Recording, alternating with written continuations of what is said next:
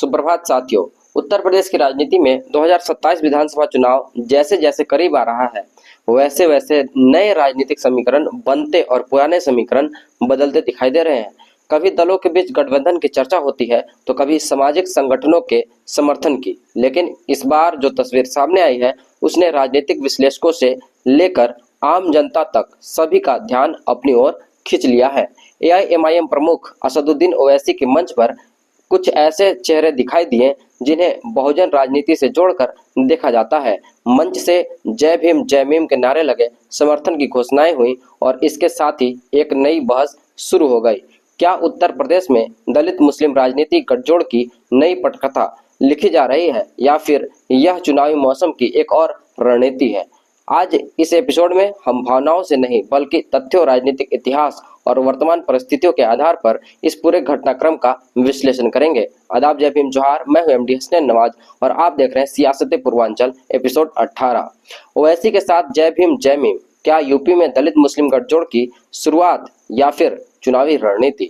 दोस्तों, हाल ही में एआईएमआईएम प्रमुख असदुद्दीन ओवैसी के कार्यक्रम में भीम आर्मी जय भीम संगठन के राष्ट्रीय अध्यक्ष मंजीत सिंह नौटियाल पहुंचे।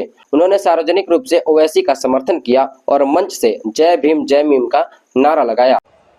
जय भीम जय मीम का नारा आज इतनी जोर से हो जाए कि अत्याचार और जुल्म सहने करने वालों के कानों तक आवाज पहुंचे, दिल्ली तक।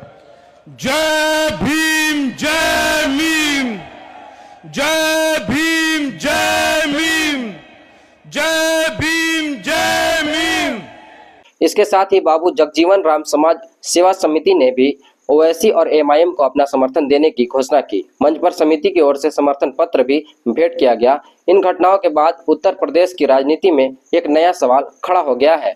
क्या यह सिर्फ दो संगठनों का समर्थन है या फिर 2027 चुनाव से पहले एक बड़े राजनीतिक प्रयोग की शुरुआत? अगर उत्तर प्रदेश की राजनीति को समझना है तो हमें उसकी सामाजिक संरचना को समझना होगा। दलित और मुस्लिम समाज मिलकर उत्तर प्रदेश की अनेक विधानसभा सीटों पर निर्णायक प्रभाव रखते हैं। यही कारण है कि लगभग हर राजनीतिक दल समय समय पर इन दोनों वर्गों का विश्वास जीतने की कोशिश करता रहा है। इसी संदर्भ में जय मीम का नारा भी सामने आता है। समर्थकों का मानना है कि संविधान, सामाजिक न्याय और राजनीतिक भागीदारी के मुद्दों पर बहुजन और मुस्लिम समाज साथ आ सकते हैं। वहीं विरोधियों का कहना है कि यह केवल चुनावी गणित का हिस्सा है, लेकिन राजनीतिक केवल वर्तमान से नहीं चलती, उसका मूल्यांकन उसके इतिहास से भी होता है। अगर हम 2022 के विधानसभा चुनाव की बात करें तो सुभाषपा अध्यक्ष ओम प्रकाश राजभर ने भी असदुद्दीन ओवैसी के साथ गठबंधन किया था। उस समय भी यह दावा किया गया था कि पिछड़े दलित और मुस्लिम समाज का बड़ा राजनीतिक मोर्चा तैयार होगा, लेकिन चुनाव खत्म होते होते राजनीतिक परिस्थितियां बदल गईं।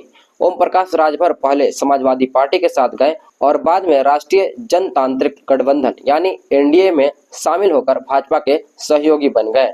यही इतिहास आज फिर एक बड़ा सवाल खड़ा करता है। क्या मंजीत सिंह नौटियाल और बाबू जगजीवन राम समाज सेवा समिति का यह समर्थन भी 2027 तक कायम रहेगा?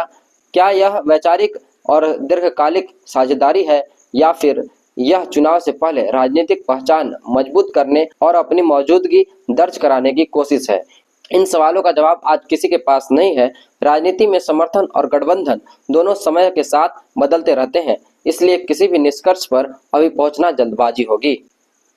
एक और बात भी समझना जरूरी है, किसी एक या दो संगठनों के समर्थन को पूरे दलित समाज या पूरे अम्बेडकरवादी आंदोलन का समर्थन नहीं माना जा सकता।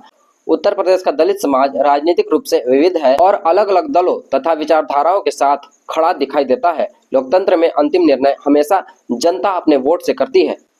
हालांकि यह भी सच है कि ओवैसी उत्तर प्रदेश में अपनी राजनीतिक स्वीकार्यता बढ़ाने के लिए मुस्लिम समाज के साथ साथ बहुजन समाज के कुछ संगठनों से संवाद बढ़ाने की कोशिश कर रहे हैं। यदि यह प्रयास आगे बढ़ता है और जमीनी स्तर पर भी असर दिखता है तो 2027 के चुनाव में नए समीकरण देखने को मिल सकते हैं। लेकिन अगर यह केवल मंच तक सीमित रह गया तो इसका प्रभाव भी सीमित रह सकता है। अब फैसला जनता को करना है कि वह इस समर्थन को एक नए राजनीतिक विकल्प के रूप में देखती है या चुनावी रणनीति के रूप में। अब सवाल आपसे, क्या आपको लगता है कि जय भीम की राजनीति उत्तर प्रदेश में एक नया अध्याय लिख सकती है या फिर 2022 की तरह यह गठबंधन भी समय के साथ बदल जाएगा? आप अपनी राय कमेंट बॉक्स में जरूर बताइए। आप देख रहे थे न्याय संवाद सियासत पूर्वांचल एपिसोड 18। ऐसे ही राजनीतिक और विश्लेषणात्मक खबरों को देखने के लिए हमारे चैनल न्याय संवाद को अभी सब्सक्राइब करें और सियासत पूर्वांचल को ज़्यादा से ज़्यादा शेयर जरूर करें। और अगर आप ये वीडियो फेसबुक पर देख रहे हो तो हमारे Facebook page the hash top को अभी फॉलो जरूर करें। धन्यवाद। आप देख रहे थे न्याय संवाद सियासत पूर्वांचल एपिसोड 18 और मैं हूं एमडी हसनैन नवाज।